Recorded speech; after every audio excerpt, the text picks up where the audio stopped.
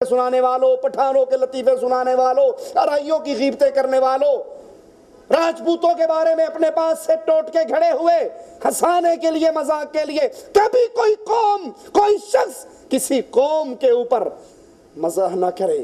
اور پھر آگے بیان کیا ایسا ان یکونوا خیرا منہم، تم کیا جانتے ہو سکتا ہے وہ تم سے بہتر ہو. اور پھر یہاں اللہ نے بیبیوں کو خاص مخاطب کیا، کیونکہ بیبیاں دا کام کی ہوندا ہے جتھے بہ جن اوتھے ہی. کسی نے کہا بھی سب سے بڑا جھوٹ بولو، کیا ہے جھوٹوں میں سے کوئی بہت بڑا جھوٹ سناؤ. کہا بہت بڑا جھوٹ یہ ہے 2 عورتیں 1 گھنٹہ اکٹھی بیٹھی رہی اور دونوں چپ رہی. نے کہا واقعی گل ٹھیک ہے، بڑھیا کٹھیا ہون تے چپ، اللہ ہی چپ کراوے تے کراوے، وگرنا یہ کپڑے کتھوں لے نے، میرا ٹوٹ پینا تے لیا کے ہی نہیں دیندا. اس نے اپنے خامند کی غیبت، اس نے عورتوں کا بہترین مشغلہ کیا ہے اپنے خامندوں کی غیبتیں کرنا. اپنے اچھا قابو رکھیا کر اپنے والے نوں، بڑے ہو جے ہوندے نے، میں بڑا سیدھا کیتا ہے.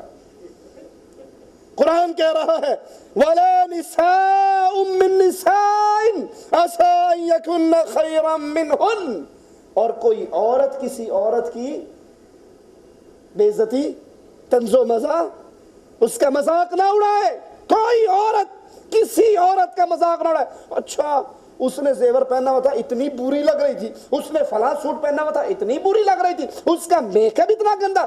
پارٹی سے ہو کر آئیں گی، سارے راستے خامندوں کو اپنی سہیلیوں کی سٹوری سناتی آئیں گی، او ایویں سی، او ایویں سی، او ایویں سی، او ایویں سی. قرآن نے سپیشل عورتوں کو مخاطب کیا ہے. عورتوں، کوئی عورت کسی دوسری عورت کے بارے میں مذاق نہ کرے، طنز نہ کرے، اس کا تمسخر نہ اڑائے، مذاق نہ اڑائے. کیوں؟ ہو سکتا ہے جس کے بارے میں تم بری بات کہہ رہے ہو سکتا ہے وہ تم سے اچھی ہو. ہمارے ہاں ہوتا ہے نا، سید کی بیٹی، کوئی ارائی اس کے گھر میں رشتہ لینے آ جائے، دے دے گا؟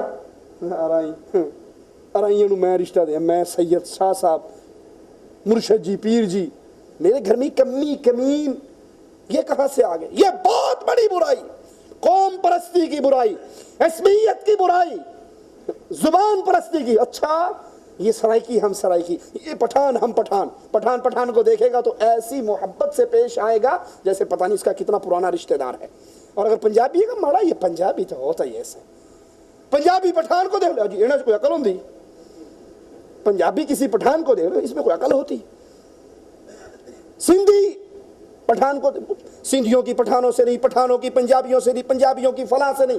یہ کیا ہے؟ یہ سب جہالت کی باتیں ہیں. اسلام کا اس سے کوئی تعلق نہ، صوبائیت کے اسلام سے تعلق، نہ لسانیت کے اسلام سے تعلق، نہ برادری ازم کا اسلام سے تعلق. سید ہوگا اپنے گھر میں، ارائی ہے تو اپنے گھر میں. اللہ عز و جل نے ارائی اور سید کو، شیخ اور پیر کو، ان کو قومیت کی بنیاد پہ کوئی مقام عطا نہیں کیا. یہ یہودیوں کا طریقہ ہے. رسول اللہ صلی اللہ علیہ وسلم نے اسی لیے فرمایا جو عصبیت کے خیال پہ مر گیا وہ ہم میں سے نہیں، جس نے جاہلیت کی آواز لگائی وہ ہم میں سے نہیں. کوئی قوم کسی قوم سے افضل نہیں، کوئی شخص کسی انسان سے افضل نہیں. قرآن پاک کے اندر مالک اعلان فرماتا ہے یا ایھا الناس انا خلقناکم من ذکر و انثی. ہر انسان کو کہاں سے پیدا کیا گیا ہے؟ عورت اور مرد سے. وَجَعَلْنَاكُمْ شُعُوبًا وَقَبَائِلًا، ہم نے تمہاری برادریاں بنائی، قبائل بنائے، قومیں بنائی. یہ قومیں کس نے بنائی؟ کیوں؟ تاکہ میں تھوڑا جا اونچا ہو جاؤں، میں سید کے گھر پیدا ہوا. اچھا جو مسلی کے گھر پیدا ہوا اس کا کیا قصور ہے؟ اپنی مرضی سے آیا ہے رائی کے گھر میں، اپنی مرضی سے آیا چودھری کے گھر میں، اپنی مرضی سے آیا راجپوت کے گھر میں. مالی کہتا ہے یہ قوم ہم نے بنائی، یہ قبیلے ہم نے بنائے. کیوں؟ لِتَعَارَفُوا، کس لیے؟ تم ایک دوسرے کی پہچان کر جو. اس لیے نہیں یہ ساری برادریوں باہر ہے، رشتہ نہیں دے سکتے، یہ بڈھی ہو کے اتھے مر جائے گی، رشتہ باہر نہیں، ہماری برادری سے باہر ہے. ارے یہ برادری کیا بیماری ہے؟ یہ برادری ازم بت ہے، طاغوت ہے جس کو پوجا جا رہا ہے.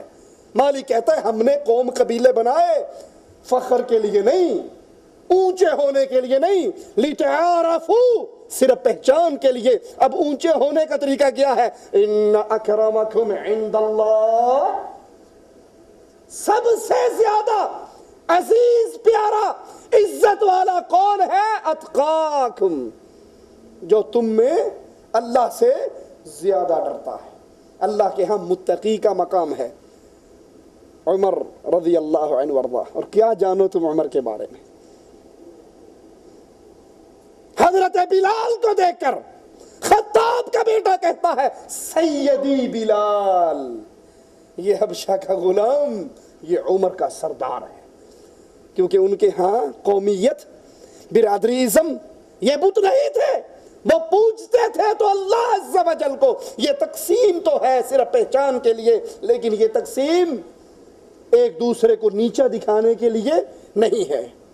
رسول اللہ صلی اللہ علیہ وسلم نے اسی لیے فرمایا تھا کسی عربی کو عجمی پر، کسی عجمی کو عربی پر، کالے کو گورے پر، گورے کو کالے پر کوئی فوقیت کس وجہ سے ہے؟ اللہ کے ڈر سے۔ جو جتنا متقی ہے اتنا وہ اللہ کے ہاں پیارا ہے۔ اسی طرح یتیموں کے حقوق ہیں، مسکینوں کے حقوق ہیں، ان حقوق کو ادا کیجئے۔ اور جو اس دنیا کے اندر یتیم اور مسکینوں کے حقوق کو مارتا ہے اس کا رزلٹ اللہ اس کو اس دنیا کے اندر دکھا دیتا ہے۔ یتیموں کے حقوق، رسول اللہ صلی اللہ علیہ وسلم نے فرمایا یتیم کی کفالت کرنے والا جنت میں میرے ساتھ یوں ہوگا، یتیم کی کفالت کرنے والا جنت میں میرے ساتھ یوں ہوگا۔ اور ہم کیا کرتے ہیں؟ یتیم بھتیجوں کا حق نہیں کھاتے، یتیم بھانجوں کا حق نہیں کھاتے۔ بھائی فوت ہو گیا، اولاد رہے گی، جتنی زمین تھی، اولاد بچی تھی، ساری زمین پہ قبضہ کر لیا۔ یہ نہیں ہمارے ہاں بیماری؟ اور تو اور یتیم کا مال کھانے سے مولوی بھی باز نہیں آتا۔ جو چاچے مامے کھاتے ہیں وہ تو کھاتے ہیں، مولوی باز نہیں آتا۔ کیا کوئی مر جائے تو کیا حکم ہے؟ کیا حکم ہے جی؟ اس کے گھر میں کھانا پکا کر بھیجو۔ پڑوسیوں کے لیے حکم ہے نا کہ وہ تو غم میں ہے۔ ادھر پیو مرد ہے، ادھر مولوی صاحب پہنچ رہے ہیں جی ہیں ابا جی فوت ہو گئے تو آڈے انا دیکھ دا آرڈر کر دو ختم شریف دین واسطے میں آ جاؤں گا۔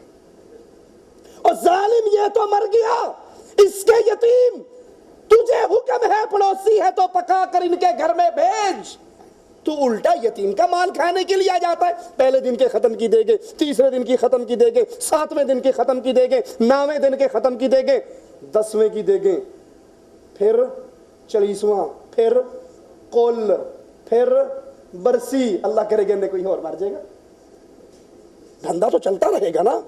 یہ سب کھانے کے ڈھونگ۔ اور جٹاکی بات سمجھا دوں، نیچے آ کر آپ کی اور میری عقل میں بات آ جائے، ہمارا پورا دین کس زبان میں ہے؟ عربی میں۔ ہم جو بھی کہیں اس کی اصل عربی میں موجود ہے۔ نماز کہتے ہیں تو عربی میں صلاۃ ہے۔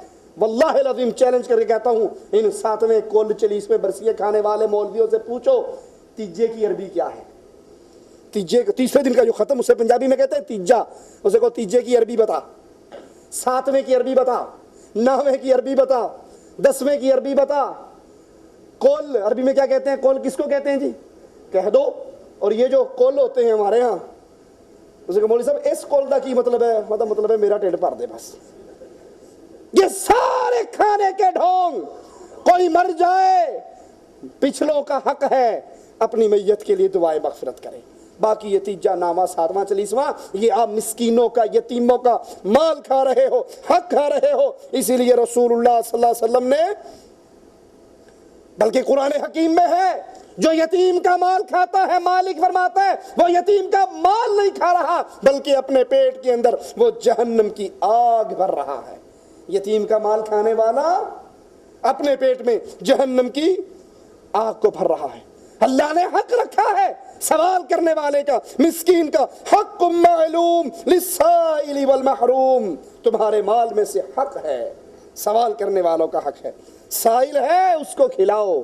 قرآن حکیم اعلان کرتا ہے وَتَأْكُلُونَ التُّرَاثَ أَكْلًا لَمًّا وَتُحِبُّونَ الْمَالَ حُبًّا جَمًّا، تمہارے اندر مال کی اتنی محبت پیدا ہو گئی، حرام کھانے سے باز نہیں آتے، کبھی کل کے نام پہ، کبھی برسی کے نام پہ، کبھی 40ویں کے نام پہ، کبھی قرآن خوانی کے نام پہ تم نے حرام اپنے منہ کو لگا لیا ہے اور حرام کھانے سے باز نہیں آتے۔